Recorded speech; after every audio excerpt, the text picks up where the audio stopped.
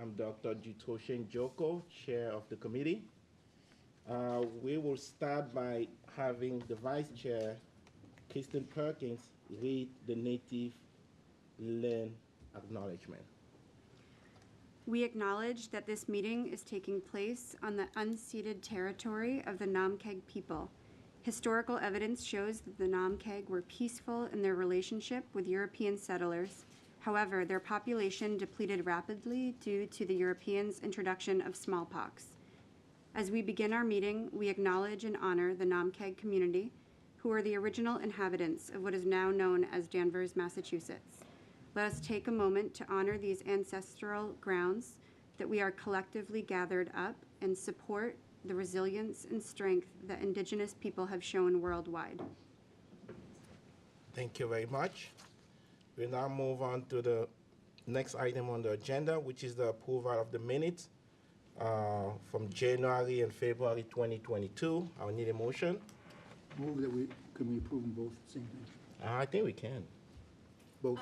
As long as everybody voting on them was at both meetings. Okay, then we need to do two separate ones, and you can only vote on it if you were at the meeting. Thank you. So I'll need a motion to approve the minutes of January 2022. So move. Any discussions? Hearing none. All those in favor say aye. Aye. Aye. Opposed? None. The minutes Abstain carried. because I wasn't there. Thank you. So, and abstain. I'll need a motion to approve the minutes of February 2022. So move. Second. Any discussions? All those in favor say aye. Aye. Opposed? None. Okay, so the minutes for January and February 2022 are approved as presented. I'll now move on to the fourth item of the agenda. This is something we started a few months back per citizen request to have a citizen query session at our meetings. If this is an opportunity for any resident who have something to say or ask us to speak about it for things that are not on the agenda. So anybody here who would like to speak? Yes, sir. If you can just go to the microphone and introduce yourself. Sure. Hi, everyone. I'm David Thompson, and I'm speaking tonight on behalf of Danvers Cares. Been working with some of the members of the committee and wanted to come more formally to talk about an event that we're working on, hopefully in partnership with the Danvers Equity and Human Rights Commission, if I said that correctly. Probably not. The but Danvers Human Rights and Inclusion Committee. So as you know, Danvers Cares has been involved in the community for many, many, many years now. And the goal of Danvers Cares is to keep the youth and family in Danvers healthy. And part of that is mental health, as well as substance abuse and lots of other things that have been happening over the years. And mental health has become more of an important issue. And the mental health of the community has become an issue over the last couple of years, as we all know. So we at Danvers Cares applied for a grant from an organization called Boston Bridges, and their goal is to bring communities together, help communities heal, form friendships, and things like that. So we applied for and received a grant. So I had a meeting with Dean Kristen about an event that we're looking to have, hoping to have it in early June. We're calling it HUE, the Healing and Unity Experience. And we're hoping that your committee will partner with Danvers Cares on this event. Ideally, we would like to host the event on January 4th, which is, sorry, not January. That would be very cold. June 4th, which is a Saturday at Danvers High School. The idea behind this event is there'll be all kinds of different cultural activities for the community to come to. Whether that be tables that they can go to learn things, booths they can go to for different experiences, as well as a variety of cultural entertainment. Think like we have Dominican singers that are interested in coming, potentially a stale drum band, Irish step dancers, things like that in terms of entertainment to bring in different cultures so people can learn about them and appreciate them. And once people go around, again, we're still in the very early phases of this, but our plan is to have a punch card, and people will go around to the different booths and the different entertainers and learn something, do an activity, get their card punched, and then we're going to have food trucks available. So they'll be able to turn those tickets in for a free lunch with hopefully culturally diverse food from different cultures. So that's the concept in a really broad, not 100% formed model yet. Again, we'd like to have it on June 4th. I understand you guys are planning a Pride picnic on June 4th. And we thought, well, we'd try and move ours to Sunday. There was a little communication confusion about whether or not you guys could move your event or if we could move ours. We'd prefer not to do it on a Sunday morning because of church and that type of thing. So we're hoping that, number one, of two things could happen. The first being that you can combine your Pride picnic with this event. We're going to have groups like NAGLI there, PRISM, which is the Danvers High School group for the LGBTQ community, as well as all other cultural groups there. So we're hoping we could combine them and have that as part of it. Or if not knowing when you were planning your event, if yours is a late afternoon event on the 4th, and ours is a morning, early afternoon event, hopefully they could, work together. So I just wanted to, like I said, I've been going back and forth a little bit with Kristen and Dee. Bill came to our first planning meeting for the Hue event last week, and just trying to nail down a date because we need to book all of these vendors and entertainers that we're trying to get. I think my opinion is we should keep it separate. I think at this point in our community and in the country, we really want to highlight and lift up Pride as a separate event. So please feel free to disagree, but I would like to keep it separate, but certainly partner on the Hue event as well. In terms of whether we would have it later in the day, I think the proposed time from your minutes was 9 to 2. For the Hue event. For the Hue event, Yep. right. So, I don't know that leaves us much time. Perhaps there would need to be some overlap or something, but otherwise, I didn't don't know if maybe you were thinking like a late afternoon, evening dinner kind of picnic, or I wasn't sure. I hadn't heard timing on that event. I don't know, Eileen. Have we decided? If I can interject, sorry. We actually do have Pride on the agenda. Okay. So the committee have expressed interest into partnering with Danvers Cares on the Hue event. Great. So when we get to the Pride discussion, I think that would be a good place to really see where, if we're going to move the date or what time and things like that. So we do have that on the agenda, and we'll get back to you with what the committee will have decided. Okay. Is that coming up soon in the agenda? Should I wait for that? It's or? actually item number 13 on my agenda. Okay. And we're number 4, right? So I know how these meetings work. So yeah, so Okay. it could be within the next 10 minutes. It could be within the next hour. I couldn't tell. Okay, great. Well, this stay is- for a little this bit. is Does a- anyone have any questions about the event that we're planning? And again, happy to partner. Glad that you guys want to partner with us, and would love to have as many of you as possible on the planning committee. And I thank Bill for coming last Thursday for our initial meeting. Okay. Is it an outdoor event? Yeah, it'll be an outdoor event. He was asking if it's an outdoor event. Yes, it will be. Hope is to have it as an outdoor event. Originally, we were thinking Endicott Park, but then we decided it has to be a rain or shine event because of everything that will be booked for it. So if it rains, Endicott Park wouldn't work. There's not enough indoor space. Where there is at the high school, we could simply move everything inside and have it all there.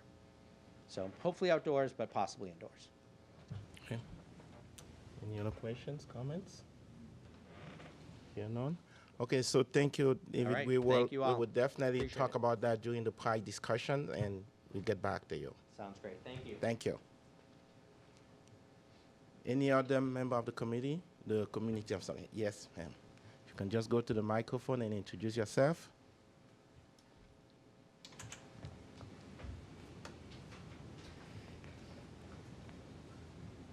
Hi, members of the Human Rights and Inclusion Committee of Danvers. Thanks for having this opportunity to speak to you. Thank you, leaders of Danvers, for listening tonight. My name is Natalie Bowers. I am the president of the North Shore branch of the NAACP. I'm here as our branch assists members and other Danvers residents to make sense of the shocking events in the town over the last few years, particularly related to the school and police departments. I am also here with hope for a collaborative path forward. Our branch has undertaken a 6-month-long inquiry to understand what enabled serious, repeated patterns of behavior, including severe bullying and racially targeted abuse, to fester in Danvers. Having shared our report and recommendations with town leaders, including the town manager and police chief, we see extreme urgency for action to address several issues. We have emailed your chair and vice chair a copy of our report of recommendations. I trust that you all have that in your possession. As you will have seen, truly shocking behavior has persisted, and some adults responsible for guiding and protecting children of our community have at best failed to act. We regret the need to share the horrifying testimony and images included in this report, but we know that it is necessary for the town to move forward to face these issues.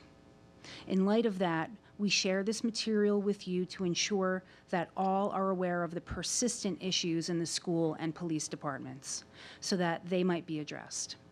Danvers residents came to us for support. We're here for support. We now turn to you as leaders in the community to support this good work. We stand in solidarity with the students and families who have been first subjected to abuse and second, denied the dignity of being taken seriously as they tried just to protect their children. Please imagine finding out your child was abused at school, was taunted with direct pictures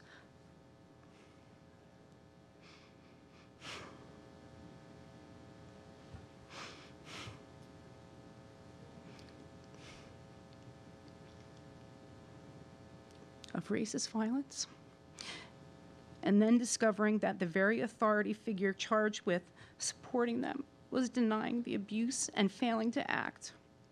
I apologize.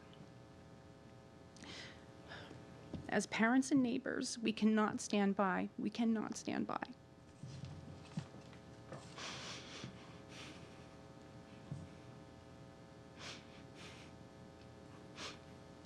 The NAACP North Shore branch will act to ensure that this remains on the front burner and that these issues are addressed. We know that many Danvers residents are expecting to see concrete action from this body at subsequent meetings, so we will return to continue spotlighting this issue. The Board of Selectmen, we are also hoping to meet with them and bring this to them as well. Members of the Human Rights and Inclusion Committee, the community is looking to you. As a committee that was born from the town's desire to help ensure elimination of race-based and other forms of discrimination, how will we act? We respectfully recommend this committee to take a formal vote to support the work we are doing in supporting the community's demand for accountability. We ask that you consider formally acknowledging our support, our report. It is going to be difficult to get our elected officials and leaders to take necessary but controversial actions. We need all of you, to add your voices to the calls for action so that our elected and appointed officials in the town, the schools, and the police department know that you demand they take significant action and will support them when they do so. Thank you very much. Thank you.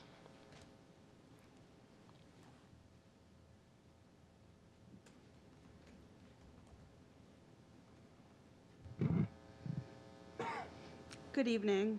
My name is Lisa Silva, and I'm a Danvers resident.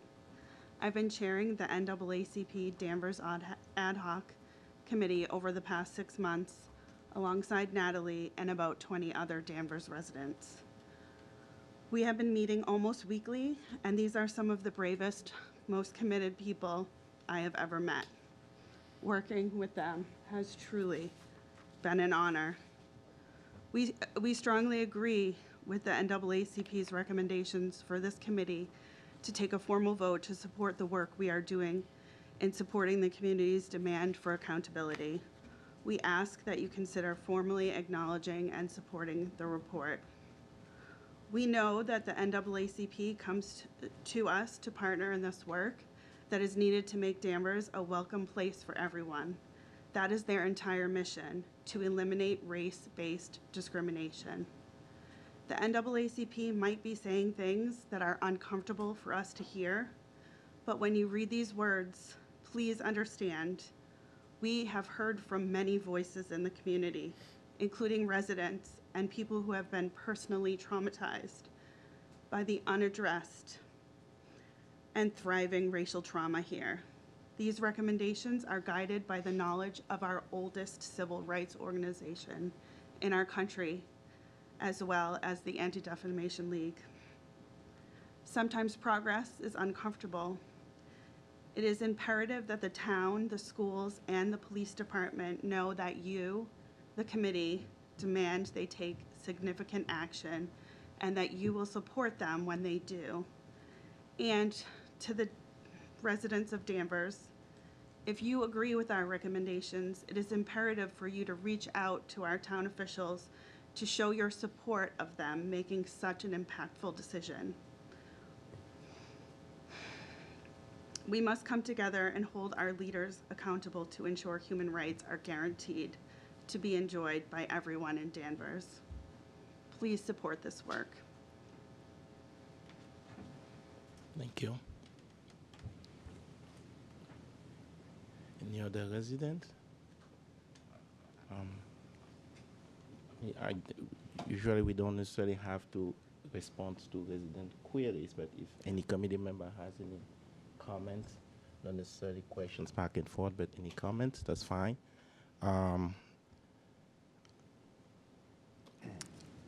Thank you, Natalie, for coming in, and thank you for the hard work that you do and that the NAACP does to represent the voice of so many people in our town. As a committee and as a community, we need to recognize that we will continue to experience these issues until outdated policy, protocols, and attitude and passive bystander that continue to allow these transgressions to occur have changed.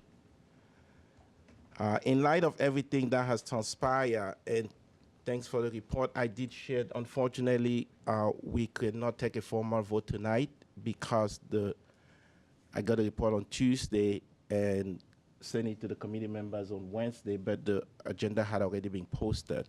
And with the open meeting law, we have to give advance notice before we take a vote, a formal vote. But the report has been distributed to committee members, and I'm sure that they will be reviewing it with the seriousness and the importance that it deserves. Every time I see those graphic images and those words, I have so many emotions that goes through my mind. It makes me sick, it makes me mad, it makes me angry, it makes me sad. And I will say, as a black man living in Danvers,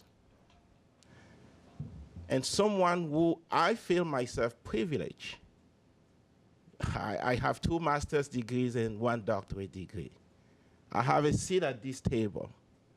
I can pick up my phone and call the highest authority in this town, and they will answer me. But yet, seeing these images and these photos still make me sick. And I can just imagine what someone else who doesn't even have a seat at the table will be feeling. I do have black kids in this school, so it's of great interest to me personally that we get this solved, put it behind us, and do what's right. I can just imagine the kid with the news. That could have been my son, and that is sickening. So, sorry I don't have a speech. I think that we are all outraged with what had transpired. I thank you for bringing that forward. And as I was thinking about this when I saw the report, and I'm hearing you speak, sometimes it's exhausting. I feel exhausted and powerless. And I said to myself, this is something that happened a couple years ago. Why are we even talking about it now? It should be behind us, and we should move on and do better things and do greater things. But I'm also reminded that this is how we can get complacent. So by bringing it forward, as uncomfortable as it is, and as difficult as it is for me to see those images and get traumatized again, I think it is a call for us to do more. I don't know what accountability looks like. I have a town meeting member, Mr. Bradstick, who would like to say, I'm working on it. And we may be working on it, but maybe we are not working on it fast enough. Maybe we are not working on it well. And maybe we have to go through and cut some red tapes and just get things done. We may not be able to satisfy everyone, but I do think that is important sometimes to remind ourselves as to the gravity of what's happening so we can continue to stay focused and do what we have to do. So I commend you and the NAACP for bringing this forward, which someone said is one of the, I think, the oldest civil rights movement in the nation. So thank you for that. And we know that this committee is looking forward as a task force. We're looking forward to continue to partner with the ECCF, the NAACP, the Massachusetts Native Center for Native American, and many other groups to make sure that we see this through. I'm sick of waking up and being in the front of the newspaper for all the wrong reasons. So we have to do better. Danvers, if you're listening, we can do better because our kids, my kids, those black and brown kids in this town who are at the most vulnerable stage of their life will get some of these scars for the rest of their lives. So as adults, we have to do better. So you can rest assured that, and I think I can speak for this committee, we are committed to this work, and we will continue to partner to make sure that we see it through. So thank you for coming in. I don't know if any committee member has any comments or? We're going to move this forward, right? Yes. Yes. I just, to the chairman, we're going to move this forward. So you can rest at ease. This is going to be moved forward. Thank you. Yes. I have talked to a couple of selectmen, and I understand some of the recommendations in this report have in fact already been implemented, not all of them yet. And all of them may not be, I don't know. That's not up to us.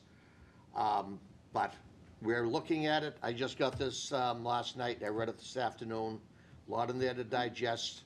We'll talk about it further next month at our next meeting and decide how to handle it. But we want this, behind us is not the right word. We need this resolved. We need to be a better town than this, and we can be. We have to be. So thank you. It'd probably be helpful if we'd send the report to all of us again, and with the comments of what has been okayed by the selectmen, so that we know what we're dealing with next meeting. Sure. Probably the town manager rather than the selectman, but Well, okay, some, yeah. like I say, some of it has been implemented, some of the recommendations. Sure, we do. Yeah. Okay, any other comments, questions? Okay, thank you very much. So we'll now move on to the next item of the agenda, which is update on DEI. Let's see here. So that's me. I'm happy to report that the town first director of equity and inclusion will be on board soon. Roughly 20 candidates apply for the job. And I was a member of the interview committee, and myself and the interview committee was really impressed by this one candidate, and a job offer has been sent out and signed. The town manager is currently working on a press release to announce who the person is. I don't know if there's any questions or comments. So I'm really excited. The hope is that this person starts the second week of April. I think they have some administrative things and background check and things to do. But I'm really excited and very, very thrilled that this candidate accepted the offer. So, just a question. So then, if they start in April, we would expect they would join the first committee meeting in May? I'm not sure the logistics. I think we have an April meeting I think our next meeting is April 21st. Yeah, it's gonna be in the third week of April. Yeah, so We're back depending on when they schedule. start, they'll either join us in So theoretically, April. we We can have them in April, their first day on the job. Hopefully we don't scare them and just have them leave. But most likely May will be the first day. And would they serve as like a liaison, or do we know what capacity they would serve on the committee? I think that's something the town manager and HR will have to, but it will be someone, we will really have someone in the town manager's office that we can rely on for some of our inquiries and help us navigate some of the administrative stuff. I don't have any job description yet, Eileen. So in terms of the committee, they would be taking over my job. That's kind of been, when I gave my notice to the town back in September, I agreed to stay on specifically in just this capacity, with the understanding that when a DEI came on, they would take over like the administrative side that I do. So that is the expectation. So. Any other questions or comments? I think this is really great news for us and for the town. Mr. Chairman, you skipped over item 5, the student liaisons. Oh, I'm sorry. No, My we're actually apologies. gonna, The we're gonna student. skip that, yeah. Yes, Oh, okay. I should have announced that. We didn't have any student liaison update today. Okay, because I noticed we have a couple of students here, so. Yes. I assume was they no had something. update. Okay. Okay. Thank you. Any Thanks for other coming que- anyway. Any other questions about the DEI? No. Okay. I'll now move on to the next item on the agenda, which is to discuss possible anti-bias and language training for ourselves. Because as I always said, this work is a journey, and we're all on the road, and we still have a lot to learn as well. Kristen, take it away. Sure. So I think just reflecting on the last meeting and the discussions that were had, you know, it might be beneficial to have a refresher on anti-bias training, particularly because words matter. And I think there were a lot of words used in the last meeting that might not be current or preferable for different groups. And I think we are expected to set the example for the town and for the community. And so why not walk the walk and do some training of our own and hopefully have a great experience and recommend it for others in the community who might be looking for something similar. So if the committee supports this, I'd be happy to look into it and bring some options to the next meeting. I think that's a good idea. It's a great idea. We're always on that journey, and learning more is always better. Yes? Would this be through Zoom, or would it be through face-to-face type meetings? I think everything would be better face-to-face, but I haven't even started looking into it, anything Right. yet. So if we have a preference, I can focus on that. I prefer face-to-face. Would you be able to do anything with patients? How to learn how to be patient? Patience? I think my wife In the would like. hospital? No, Patience. Patience. Got it. I would like that too. Okay. Personally, I Face-to-face. welcome the training because that little bone in my head that says you shouldn't say that wore out a long time ago. So I need all the help I can get. Kristen, can David's I, older than I am, so he probably has the same problem. I don't know if it's possible, but maybe that might even be something that, we could bring in as like something for us, but open it up to the community Great as well. idea. If we, It also- it depends, I'm sorry, Amanda, just depending on, I don't know if, and I'm blanking on the acronym, but it's the Essex Foundation, what am I? ECCF? Yes, thank you, ECCF. I don't know if maybe they have something, but that might be something we could like open to the community too, and, teachers and, everybody, if possible. And I'm now going way off track, but, And it might also be a good thing for the DEI person to sort of collaborate with us Yes. on as Okay. well, so. Yes. yeah. I Great think we have idea. a comment in the audience, Mr. Chairman, when you get there.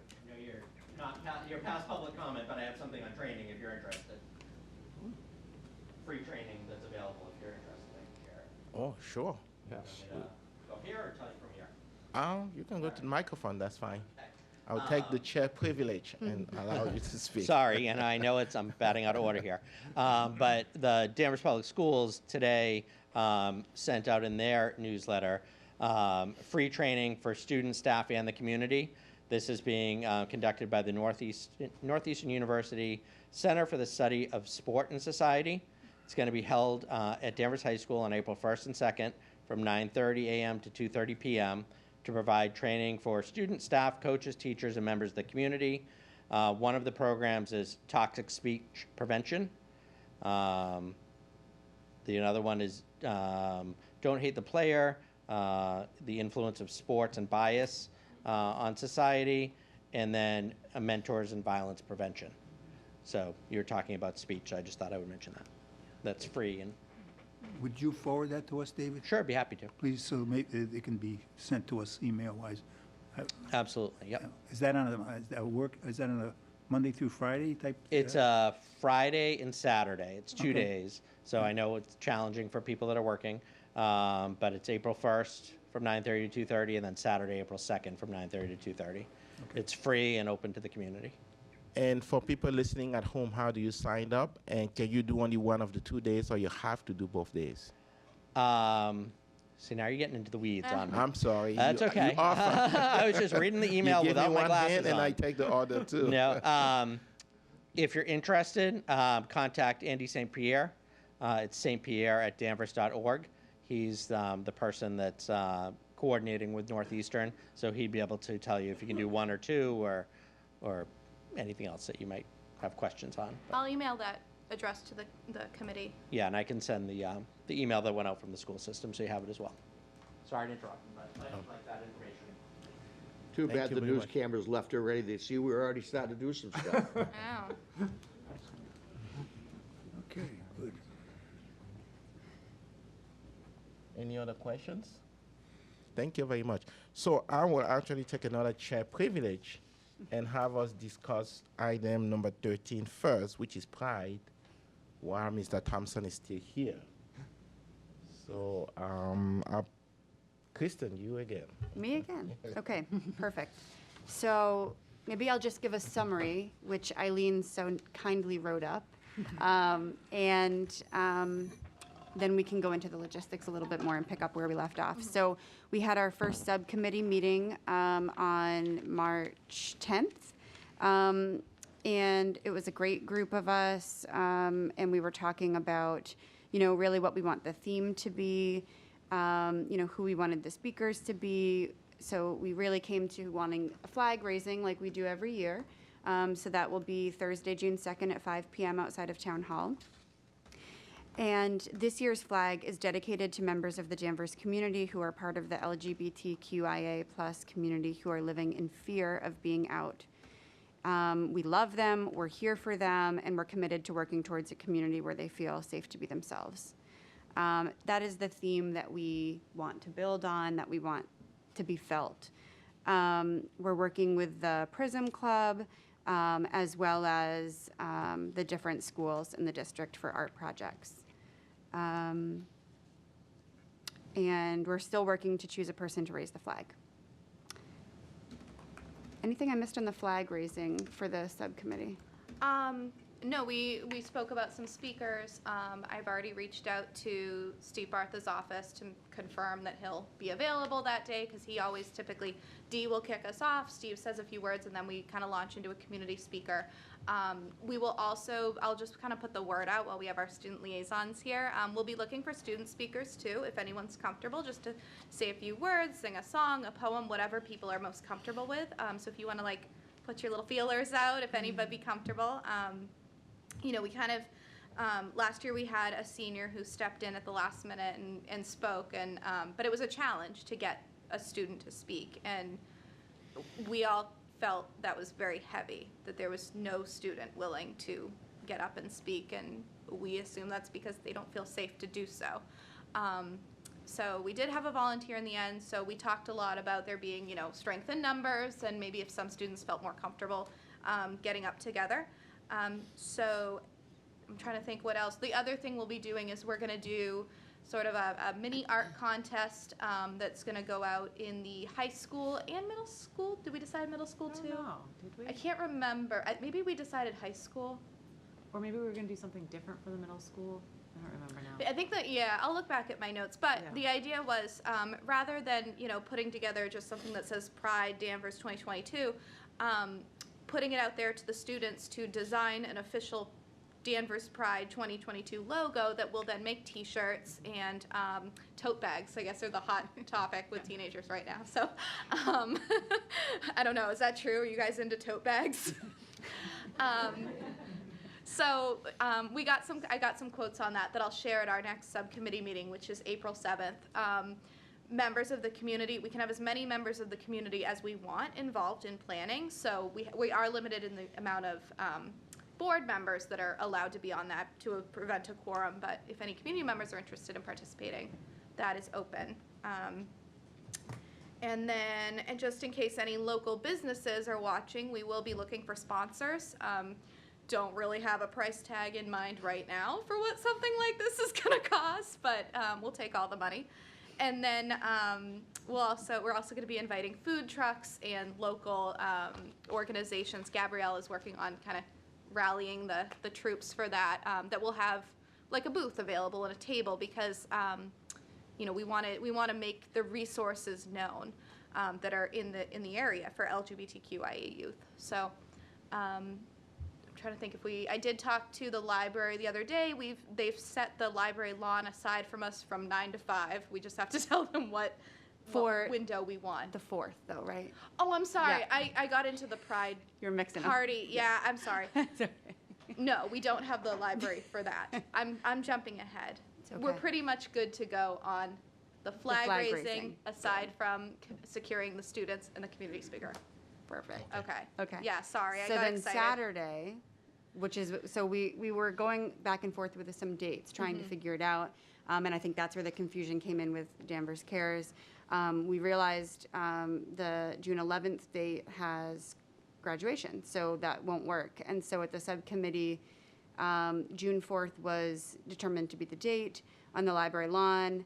And I believe members from the subcommittee had begun chairing with the Prism group and planning and stuff. So before we get into like the logistics part, I think we can just touch on what you were saying, Eileen, with sponsorship, you know, if anyone wants to support us, lawn games, different food trucks, local businesses to support.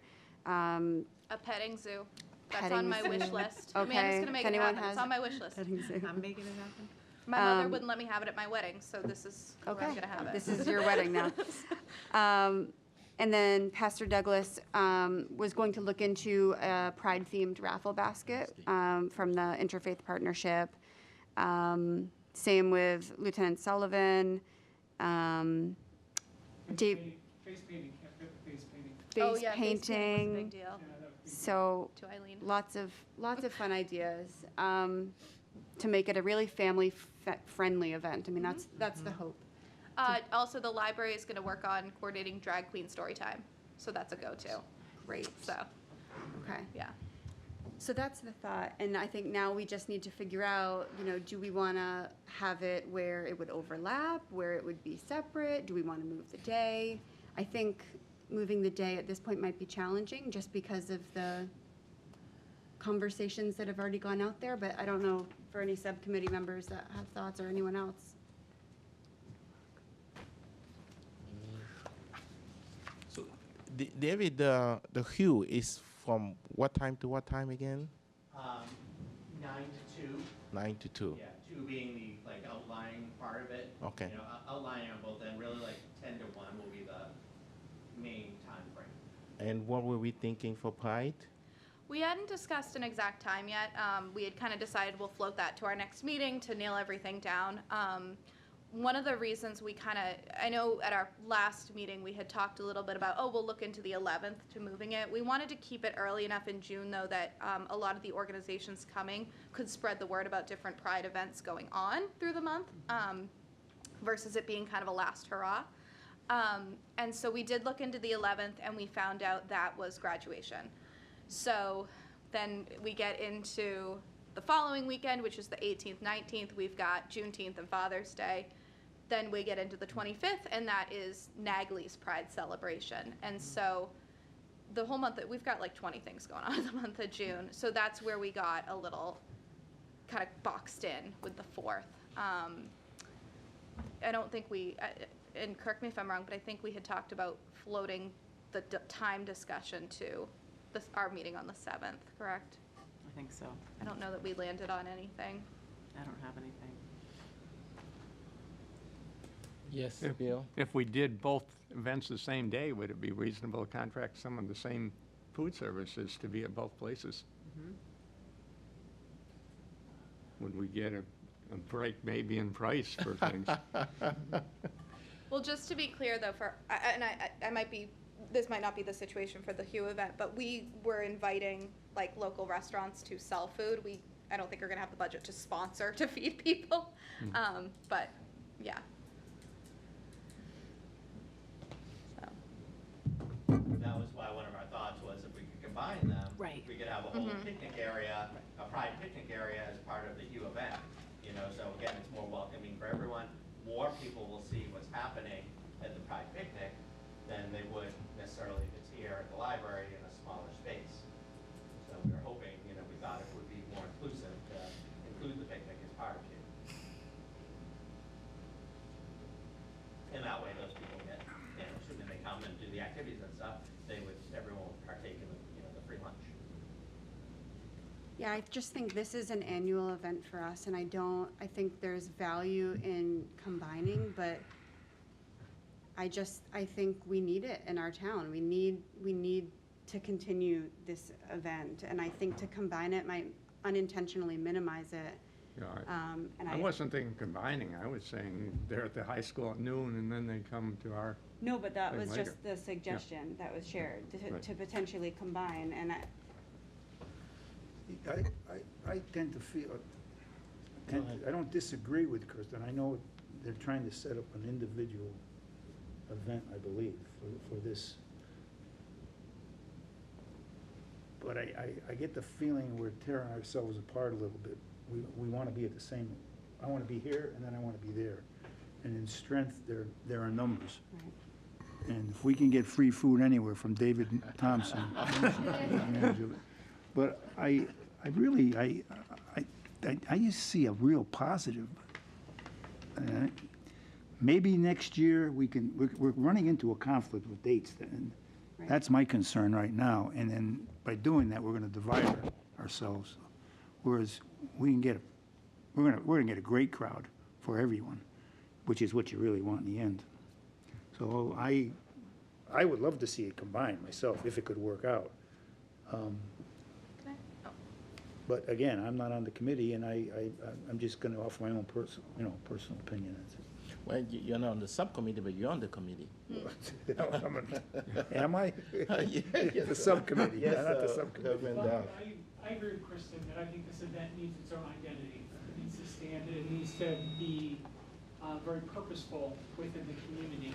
And so my thought is what if we consider having Pride on a Sunday afternoon? I mean, there's nothing wrong with using Sunday afternoon, go with the next day, go with the 5th.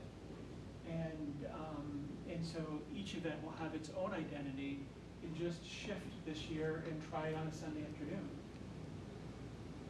I'd be happier, I think, with that. I like that idea too. Yeah. Sounds good to me too, if that's the way it goes, you know. then we If- could help If you can people. get it, you don't Yeah. want to Then we conflict can with the attend, church. right, attend both and still You can honor attend both because groups. some of the folks that are in attendance to yours for that large span of time, because you've got a chunk of time that you're using and there's a lot going on at your event, are the same folks that we are hoping to have at our event. And if it goes late in the day, you know, it's going to lose some of its purpose.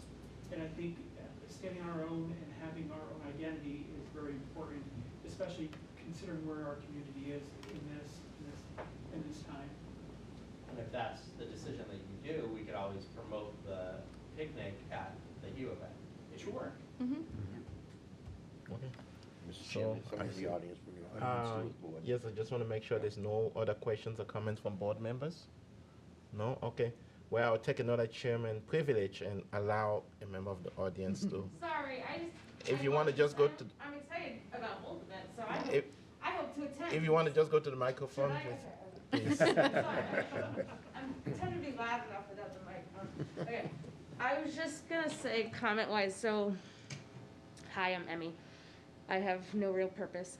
I'm just here to listen and be a part of things. And somebody mentioned food, so obviously I'm gonna show up. No, so I was wondering if possible, like if it sounds like you might just do it on different days, but like one of the ideas that popped in my head too is like every year there's a pride parade at all the big events and stuff like that. So if there was a way to sort of have like a parade, so to speak, from one event to the other, you know, or like showing some, there could be that. But also I was gonna say, if you decide whatever event goes on Sundays, so I'm a member at the NSUU, and I know a lot of the churches around here are, for lack of better words, pride themselves on being inclusive and whatnot, and so it'd almost kind of be a great idea to have the Pride event on a Sunday. If you did something towards like, you know, later when church services usually get out, that then they could go from their church service, especially right across the street from the library, there's 2 churches right there. And so that would sort of be a great segue for them to come out of their service and be able to come right over and have the music and the lunch and the family events.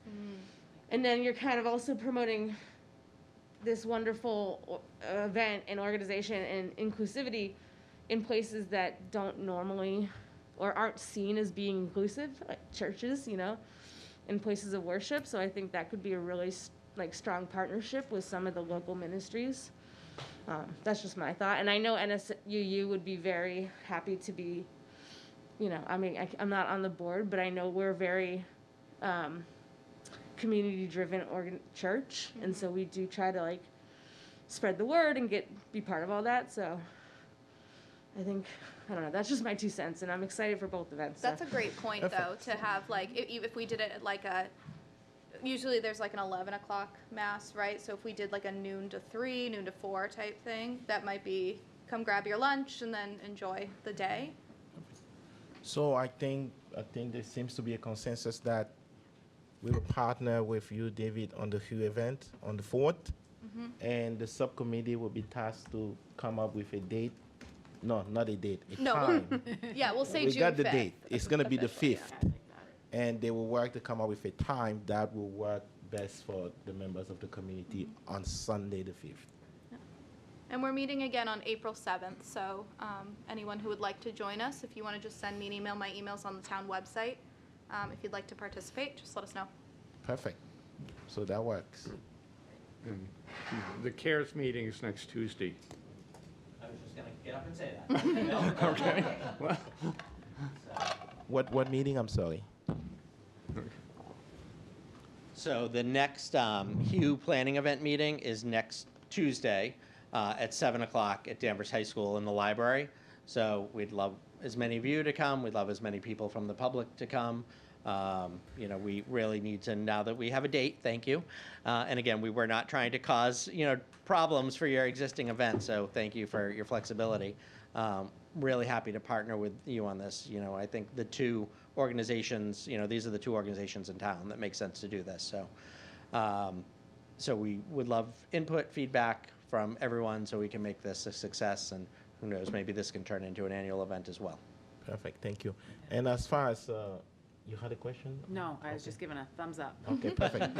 Yes, I think Bill was one of the subcommittee member that was assigned, and I think There's a couple Bob that couldn't Gamer make was it. another one, and Jorge. and Bob hasn't been. able to So, make it. so those are the three. There's Jorge, there's Bill, and Bob. I can't have any more than that. That's fine. Because Kristen and I are also in the loop on the email chain, and because of the open meeting law, I can only have 5 members. I know how that attend works. That's subcommittee. fantastic. So, Yes. Point of order on that, Mr. Chairman. Yes. I keep hearing people saying that.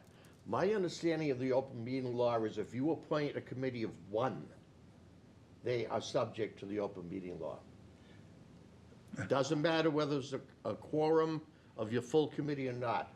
If it's an official subcommittee, I believe no matter how many people are on it, it is subject to the open meeting law. The meetings need to be posted and available to the public. I will check with town council on Yeah, that. check- My check- I'm understanding sorry, is are you that. talking about subcommittees? Yep. Yes, yes. Yep. He says a subcommittee of 1 will be ruled by the open meeting law. My Any understanding official is that subcommittee it is- is if you're more than 50% of the members. If you have the If it's, majority, yes, if you have a majority, that's true. then you're subject to the open meeting law. If But you that's do why not we have the keep it at majority, under 6, so That is 6 for correct. us is a quorum. So is if you correct. keep it under 6, we're okay, we don't have to post that anything. is correct. But if there's a majority, yeah, you absolutely, that's considered a full committee meeting, you have to post all of that. The way that this smaller this not having a majority falls under open meeting law is that the idea is, okay, you've got, 3 of us on the committee.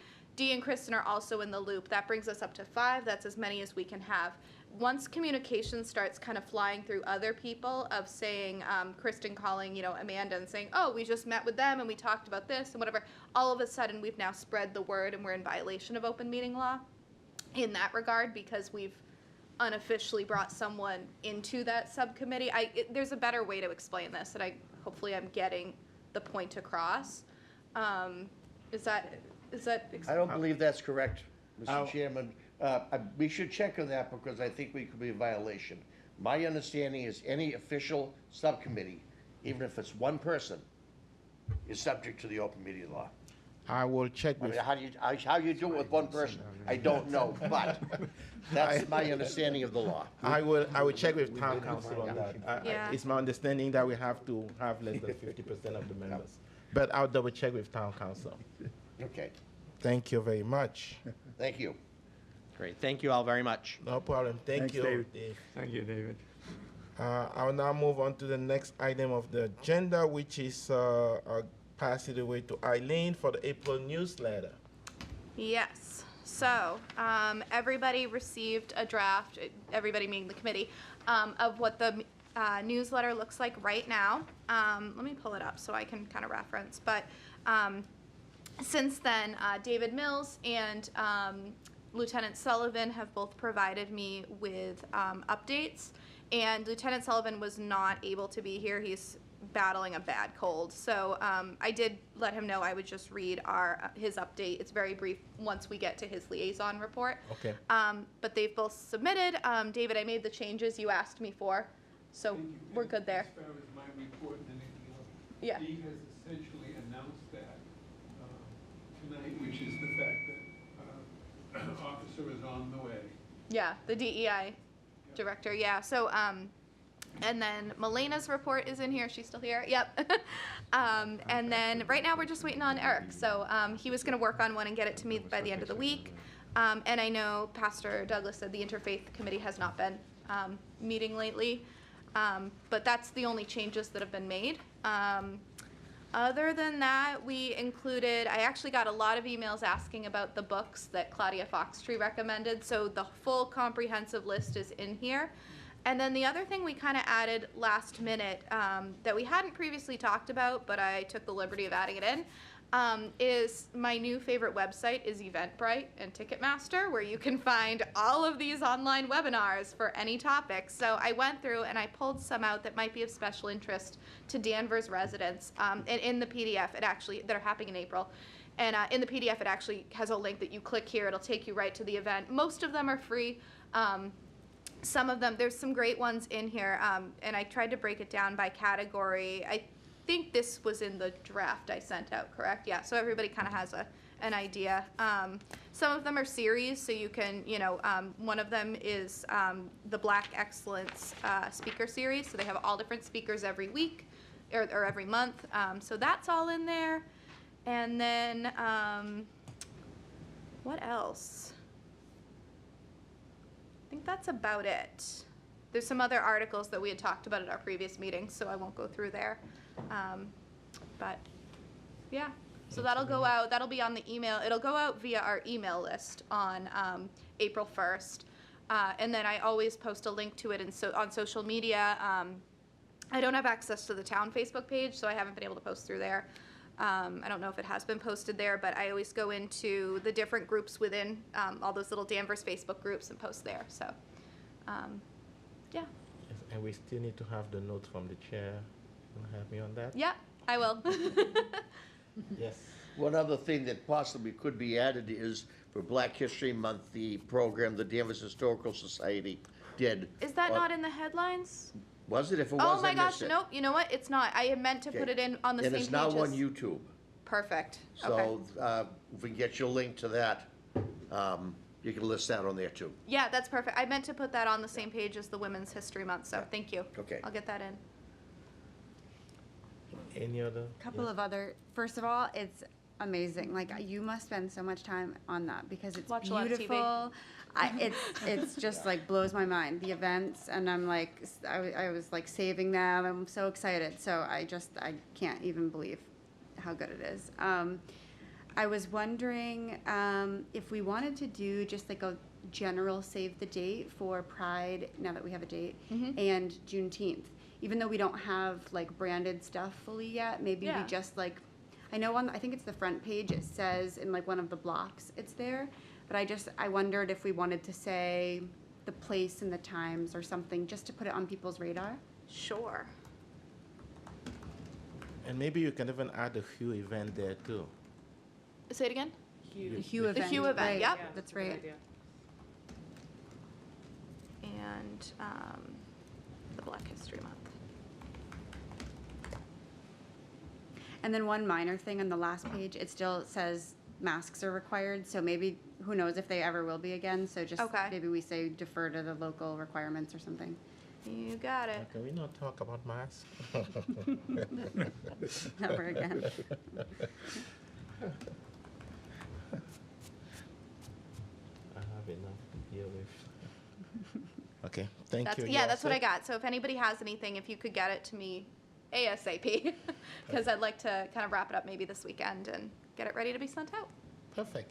And item number 10 on the agenda was supposed to occur at 8 o'clock, and it's 8 o'clock. So Nice. I need you take it away. Let's see, what's that? Okay, so one of the things, as we were kind of, this sparked from the, our Pride subcommittee meeting, and all of a sudden I realized we have about 50 different things going on in June. So I thought I'd take the opportunity to just kind of put everything on the committee members' radar, on the public's radar. Just give me 1 second to pull up the calendar with some dates. And this is also serving as sort of a PSA of we need help with this stuff. You know, we need people to volunteer. We need people to show up when they volunteer. So coming up, or actually, there's a couple events over the next couple months that, just give me 1 second. So March 31st, this coming yes, this coming Thursday, 7 o'clock, is the last episode of our Women's Speaker series with Ann Chung. We had Claudia Foxtree on the 17th. And you can stream that on YouTube, on DCAT YouTube until the 31st, and then it has to be removed for licensing reasons. And then Lila Herod was with us on March 3rd, and that will be up indefinitely on YouTube, but they've done a great job. And Dee's daughter, Ann Lauren, is going to be moderating the Q&A for Ann Chung's presentation. So that'll be live on Thursday. Can I ask a question? I know you're Yeah. trying to go through. No. I don't think I've seen it posted on the town website yet. Maybe I missed it? Has anyone seen it? I've sent it to Yeah. them. I haven't checked to see if Okay. it's been posted. Okay. Maybe we can Last follow I up checked again. it about a week ago, it wasn't. Okay. But yeah, maybe if we Let's just follow up again, because I think, it's nice that they can play it back on YouTube, but it's Yeah. nice to see the view count of people watching to be more Mhm. than single digit. And I think partly it's because people don't know it's happening, so. Yeah. No, I think that's a good idea. We should follow up again. April 1st, our quarterly newsletter's coming out. April 7th, the Pride Subcommittee is going to meet, and, oh, did he leave? I was gonna ask him to repeat the date, David, but that's okay. Is that at 7? Tuesday at 7 p.m. We meet on Zoom, so if you are interested, just send me an email, and we will be happy to have you.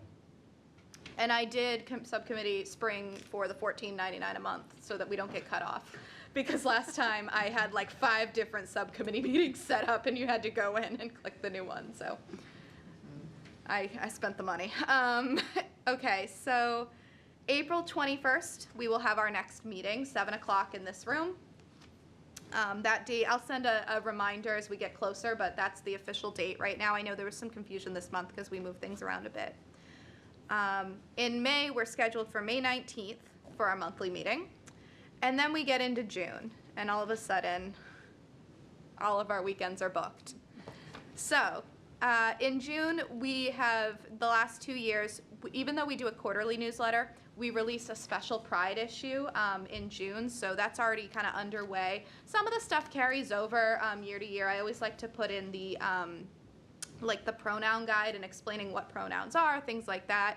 I've been working to put together like a huge explanation of what NAGLI is, because I had never heard of NAGLI before, and it turns out they are like your one-stop shop for everything you ever needed to know or that your child needs to know.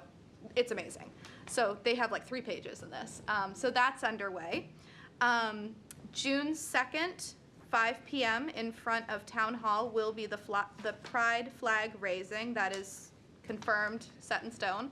We always do it that first Thursday. June 5th, exact time TBD, will be our community pride party on the lawn at the library. I mentioned I did confirm it with them, so we have the lawn. We just have to pick a time slot, and I think maybe like a noon start sounds pretty good. But June 4th, all right, I'm going backwards a little then, will be the Hue event. So now I'm going back. June 19th, exact time TBD, will be the Juneteenth community party, which will be we had a smaller event last year. This year I think we're looking to do something a little bigger, but more info to come. June 25th is NAGLI Pride, which is North Shore Pride, and they will be hosting their event. I don't have too much information on that, but once I do, we'll make sure we circulate that as well. And then July 4th, we typically, and I don't have much involvement in this, I haven't in the years past, but we typically do our annual Declaration of Independence reading at the library gazebo. I know David and Bill kind of do a lot with that. I don't have a lot of information on that. Last year I was away, so. Sally Kearns has pretty much organized that in the past.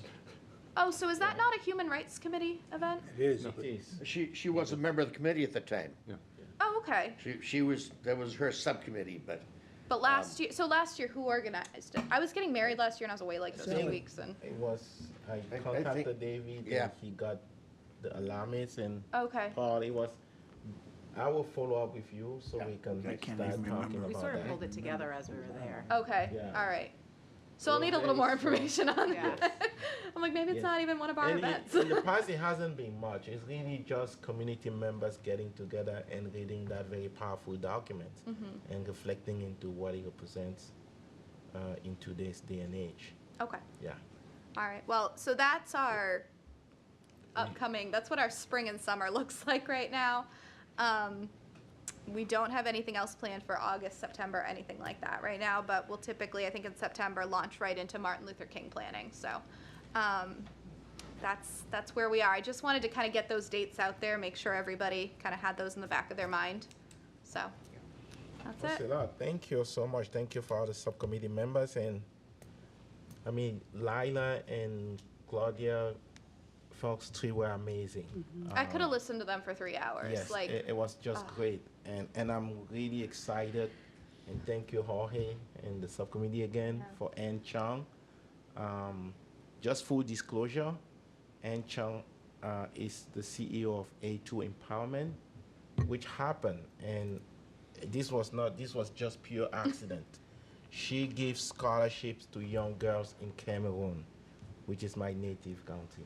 And I had a chat with her because I was so excited to be like, oh my gosh, who is this lady in America who is giving scholarship to young girls in Cameroon? She started when one of her friends was there for the Peace Corps, and she was telling me about some girls in my hometown that she gives scholarships to.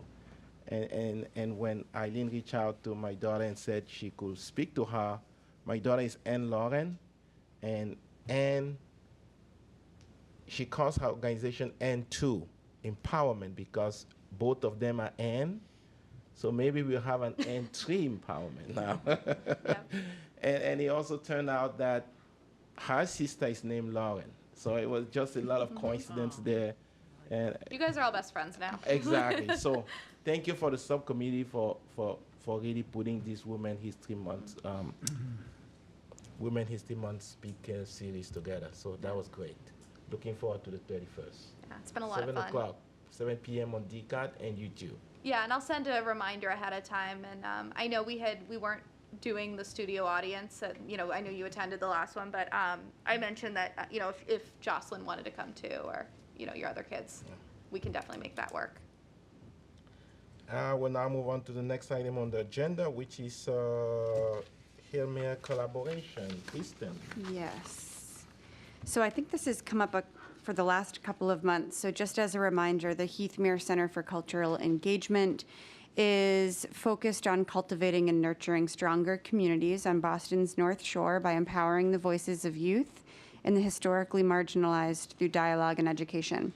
So they work with community partners and institutions and different groups to have dialogue programming. So they usually have like small dialogues, intentionally asked questions, and then you're kind of guided through those questions together. And it's a learning experience. It's an opportunity to strengthen small groups. So we were approached by Lauren Bartold, who is with the Heathmere Center. She had a very successful experience doing these dialogues in Beverly. And the library here had actually approached her to see if we would be interested in partnering on an event together. I think in the last meeting it was raised, but then tabled to this meeting. And so, I'm happy to take the lead on organizing this. I'm kind of thinking about this in the same terms as the anti-bias training that, we're interested in. I think this is an opportunity for us to set an example for the community, to have hard conversations. And because of open meeting law, this would, if we chose to lead the way and do a small dialogue, it would be open to the public. And so people, if they weren't yet comfortable to engage in one of these groups, they can watch. I don't know, it would be a great opportunity to set an example and to show how to navigate hard conversations and even to learn how to do that better ourselves. If it's a good experience, we can then open it up and do it like a series. That's typically what they do with this group. This is what they did in Beverly. And typically they do it closed session.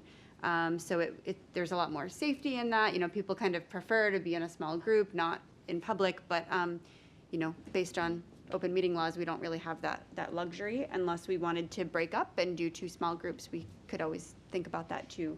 I don't know that we have to do all those details decisions today, but I do think we really need to let Lauren know. She's been patiently waiting for a couple of months to learn if we want to do it.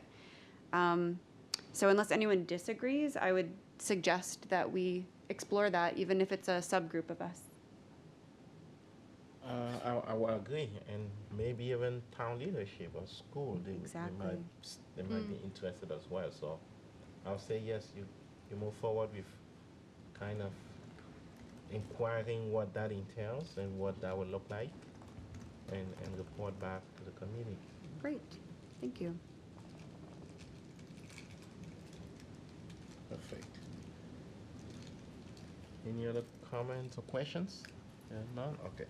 Juneteenth 2022. This is subcommittee for this. I don't know. Who is on that subcommittee again? Let me find out. I don't. I know we had the last time we talked about this was at our, what month is this? We're in March now. Our February meeting, and I know and refresh my memory, please. So a group had reached out about like sponsoring the event. They had received a grant, and I'm trying to remember who it The was. Danvers Cultural Council. Yes. It's Mary Beth Berry. Okay. Yeah. Yeah. So let me take a peek at who is on the So subcommittee. is that still an offer that we can take? I believe so. I kind of connected Eileen with her, but I believe she hasn't yet responded to that. So Eileen, I will take an action to follow up on that email chain Okay. again and make That'd be sure great. that you get a path forward. Okay. Yeah, and while you're looking at that, the town manager has also received a call, I believe, on the 17th from a Nicole McLean, who inquired if the town would like to partner or contract with their organization. She's the CEO of the North Shore Juneteenth Association. Oh. So she reached out to Steve and asked if the town would partner with her organization for a Juneteenth flag raising. I did give her a call yesterday, I think it was yesterday or Tuesday, but she has not returned my phone call yet. Okay. So I'm not sure what that entails or. That'd be great to get some more information on that. Yes. Yeah, one of the concerns I had kind of expressed to Kristen, so the people on this subcommittee, just so we know, are Dee, Bob, Donna, Deb, and Dr. Charlie. And some of the concerns I had expressed to Kristen is I don't feel like I know enough about Juneteenth, and I know sometimes I take the lead on some of these subcommittees. Juneteenth is new to me in the last 4 or 5 years, and I don't feel like as a white person it's appropriate for me to be planning it, because I don't know enough about it. So I love the idea if we could collaborate with the North Shore. That's great, because then we're listening to people who know about it. I will follow up with her as well as the subcommittee member. You said Dee, Bob, Donna, and Dr. Charlie. And Deb as well. And Deb, is on okay. that. So I'll and follow Deb up has with organized events too for Malden, yes, I believe. so I'll follow up she with might know them more. and follow up with Miss McLean again and kind of inquire about what she meant. Yeah. So also, I think hopefully before our next meeting, if we're thinking of raising a Juneteenth flag, I think we want to come up with either a request or a resolution or something.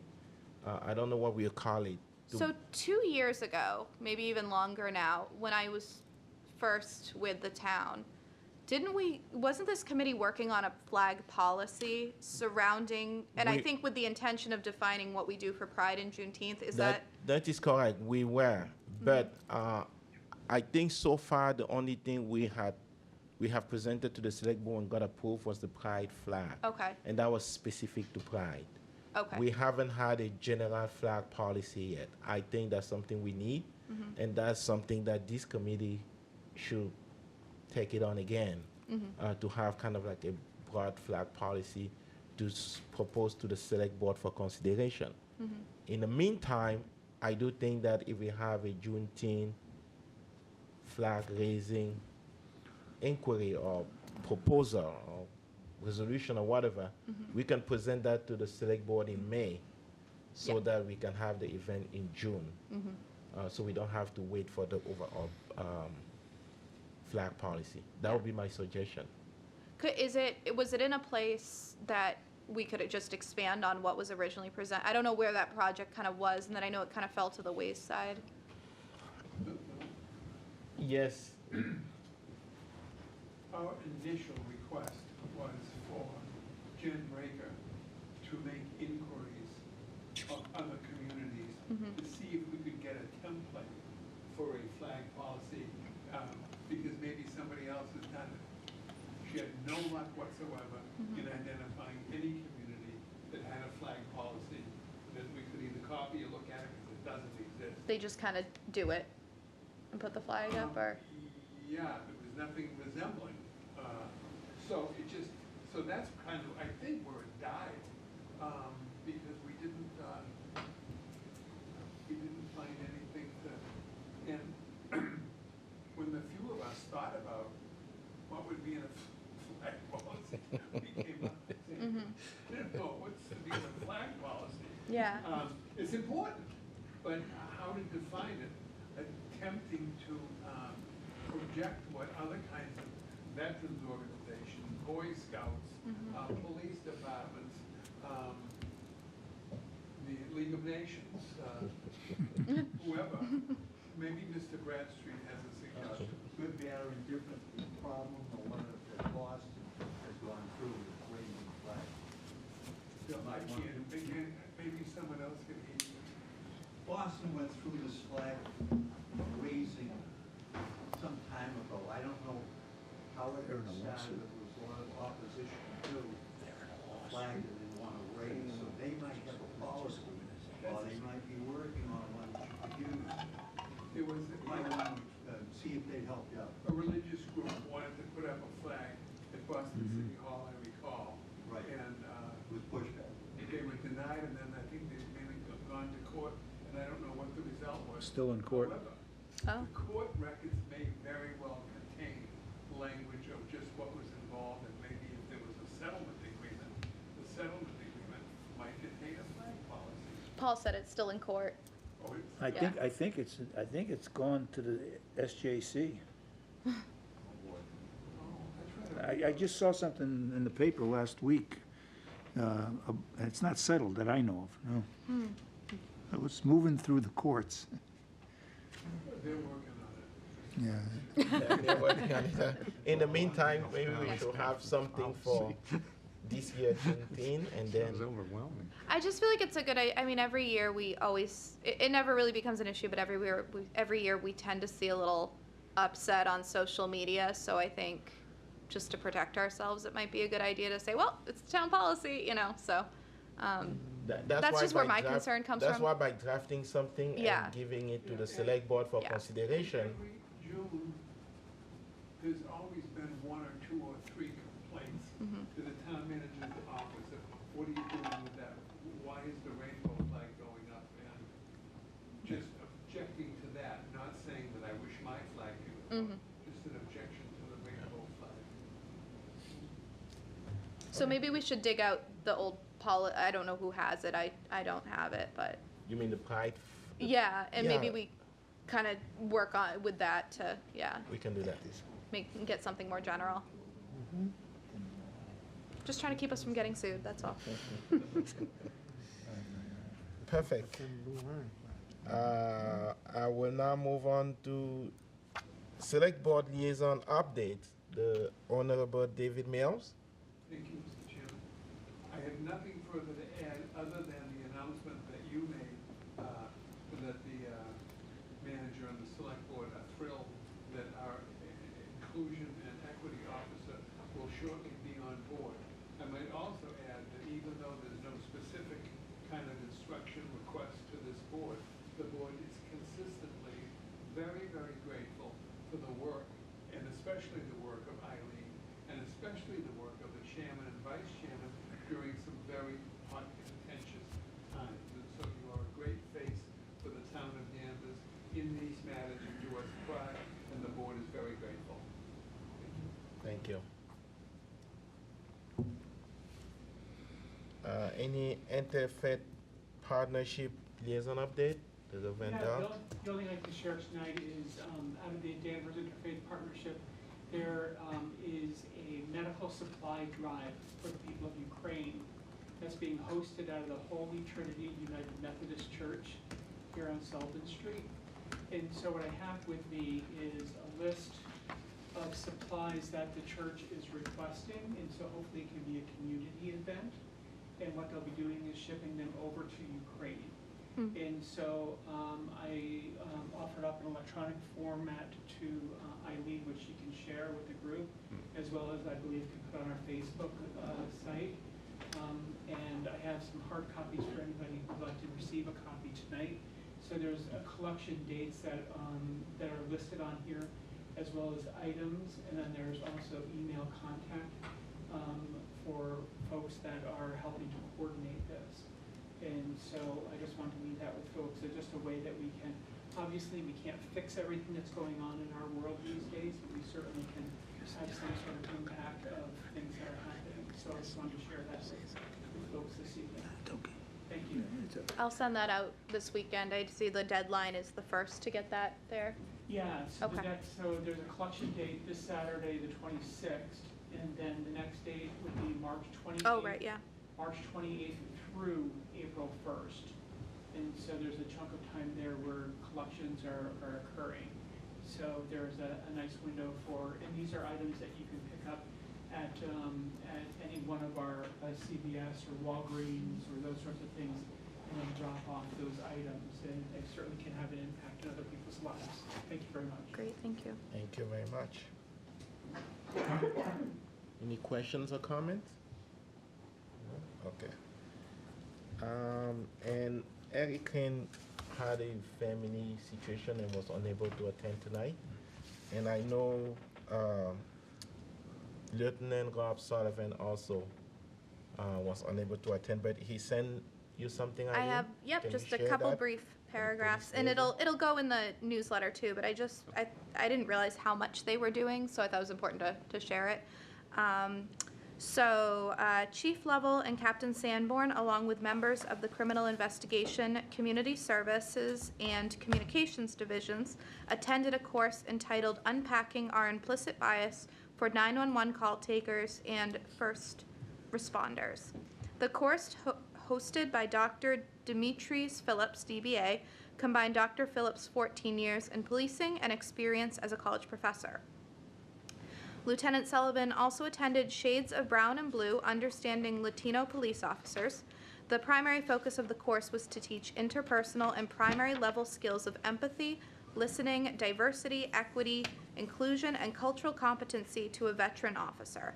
The course also integrated the literature on the police organizational culture, police leadership, ethnic self-identity, and identity formation to explore the connections between the Spanish language, police, and the community. The course was presented by newly appointed Swampscott Police Chief Ruben Quesada? Sound right?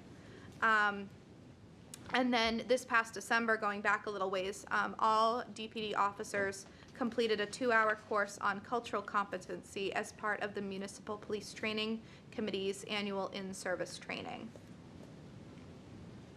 So, lots going on. Great. Any questions, comments? Yeah, none? Okay. I'm doing very well on time here. Yeah, we're doing well. Any new business? That's the last item on the agenda. Any new business that have not been discussed yet that anyone wants to bring up? Here, none? I just have a thought, and it's just a thought. There's not really much else to it yet, but I think we do a really good job in a lot of areas of inclusion. I think one gap we have currently is people living with disabilities. We don't have events geared towards that. We don't have community partnerships that I'm aware of that are, targeting that group of people in our community. So I don't have the answer, but I guess if anyone's watching that would be interested in connecting with us so that we can kind of strengthen that part of our work, I think that would be great, and it would make us more well-rounded with all the great things we're already doing. So I'll second that. Yes, To follow up on Kirsten's comment, David, any chance you can move the microphone? Thank you. once I have my hearing aid in, I don't care about anybody. I'm concerned that we have really done nothing either for the violence against Asian, especially Asian women, the reports of brutality. We don't have a lot of Asian people in Danvers, unfortunately, but still, it seems like the flag on my house is the only Protect Asian Lives flag that I've seen anywhere in Danvers, and it is a group that is really getting bashed. Just to mention it, following up what Kristen has said. And the other thing, while we're on the subject, is transgender women, especially transgender women of color, are being murdered again epidemically in this country.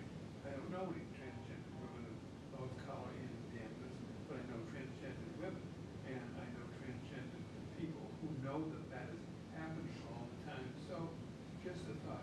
And while we're on the subject, it is apparent that half of the, I shouldn't say Republican, half of the members of Congress and the United States Senate are using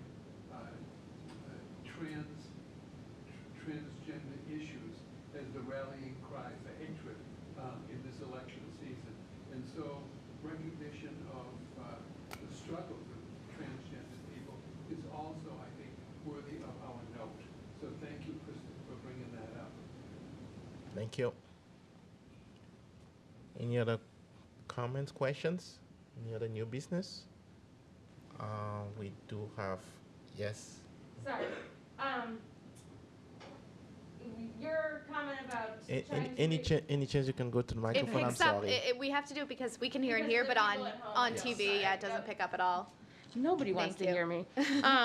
I was just gonna say, in terms of your comment about doing more for the disabled community.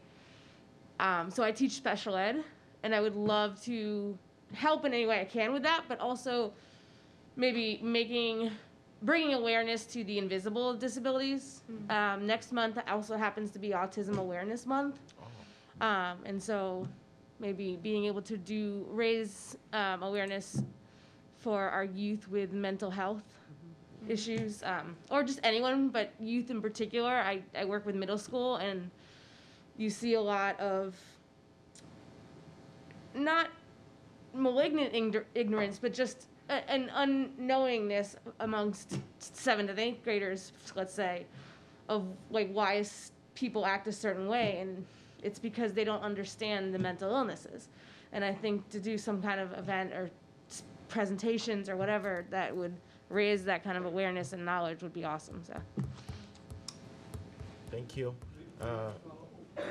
Sorry, yes, just to add on to what Emmy said, the other thing is in this newsletter, I didn't realize that it was Autism Awareness Month next month, which makes sense as to why I was seeing so many webinars available on autism, like all of a sudden, oh, okay. But we do have a few webinars in here just for people who kind of need to get their feet wet on things. There is one in here directed towards middle and high schoolers called Understanding and Managing Anxiety on April 6th, and the links are all in the newsletter. But the other one that I put in here is it has a few different, there's the 2022 Neurodiversity Summit, which is trying to just inviting anybody who is neurodivergent to join, share their story, anything like that. The Disabled Babes Book Club, which is a group specifically for female identifying disabled people, that they focus on books that have disabled main characters. And then, give me one more, sorry,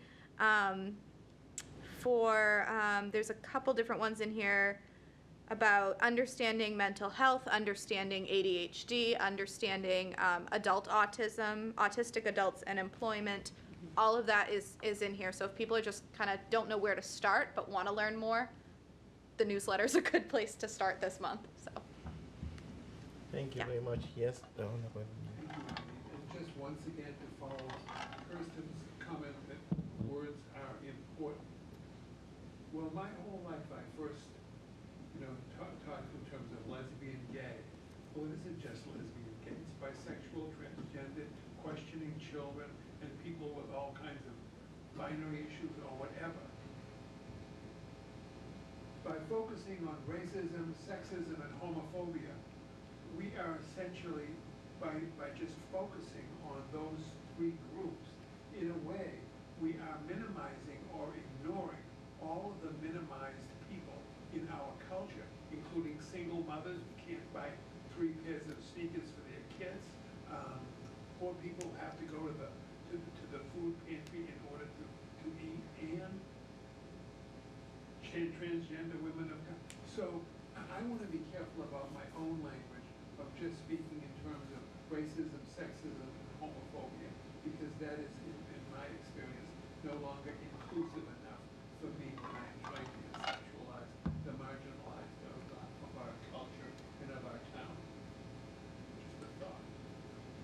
Thank you, David. Thank you for bringing that up, Kristen. And I was at the school committee was 2 weeks ago, whenever that was, the last school committee. It's actually a group of parents in town. I think they call themselves the CPAC. So I think that could be a good start for us to partner with that group of parents, and they're dedicated to working with kids who are disabled, with autism, and things like that. But I think that's a great point, and they could be our starting point into getting embedded into the community and having more for these kids. So thank you. Any other comments, questions? Yes, I One do. question. Dee, I know what David just said kind of made me think of this. You and I had talked about a while back looking into if our committee has a charter from when it was formed. Was there any update on that? I think we don't have one, was the conclusion, but... No, we do not have a chart. I have not seen one. Ann Freitas have been very generous with her time digging, and she did find, I think the committee was formed on May 18, 1994. Longer than we thought. We thought it was 98. I was 2 weeks old. Fun fact. Just gonna put that But it out was there. actually 94, so we are 4 years older than we thought we were. Wow. But it was just a select board. There were some rules and things that were put together, but there was not a formal charter. We were formed as an advisory board to the select board, which we still are. Deb was trying to see if she can see a charter from a different town or city, so we can use it as a template to start working on one. Okay. So that Probably was should the ask idea. you after anyways. So once we I was thinking once of we it. get a draft, then we can bring it back, look at it, and then submit to the select board for adoption. Great. But I do think it's really important that we have one formalized. Great. And by the way, for people watching, David McKenna was the founder of this committee, and he was there from the beginning, and it was 1994. Long time ago. Yes. Wow. Any other further business? I think we had a mission statement years ago. That's about as far as We We do do. have a We have mission mission statement that was That's it, though, revised, right? yes. That's it. Yes. I mean, the select board, when they formed the committee, they didn't have a set number of members, Right. for example, but it was on a 3 years rotation that was part of it. But we wanted to have a more clear understanding as to, and have a charter. I think it's important. Oh, yeah. So we're working on it. Okay. Okay. We So actually before I have- get a motion to adjourn, I would like to ask when D card is off, everyone can stay if you want, but the members of the what do we call this again? Oh, the Friends. The Friends. The Okay, the thank Friends you. of the If the Danvers members Committee of the for Friends can Diversity. stay, yes, the members of the Friends can stay behind for a quick 5 minutes meeting. I'll really appreciate. So I'll entertain a motion to adjourn. Motion to adjourn. Second. I have a second. Any discussions? I don't think we Okay. should. All those in favor say aye. Aye. Aye. We are adjourned. Thank you, Danvers. Have a good night. Emmy, Who can I discusses grab a your motion email